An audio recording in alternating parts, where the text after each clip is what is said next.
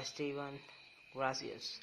මේ දිනුෂා කොළඹ ශ්‍රී ලංකාව වලින් අපි FB එකේ ගොඩක් දේවල් කතා කරලා තියෙනවා. ගොඩක් දේවල් මියුසික් වලට, මෙටල් මියුසික් ගැන.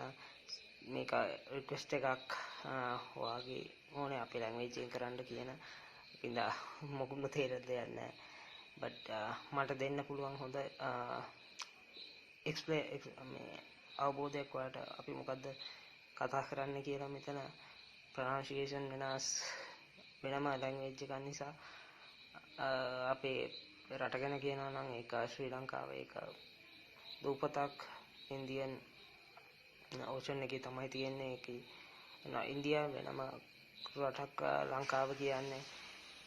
ඒකට විසිට් කරනවා නම් මම කැමතියි ඔයා ලංකාවට එනවා නම් ඇවිල්ලා බලන්න දේවල් ගොඩක් තියෙනවා. අපි ටුවරිසම් වලට තමයි ගොඩක් මිනිස්සු දන්නේ.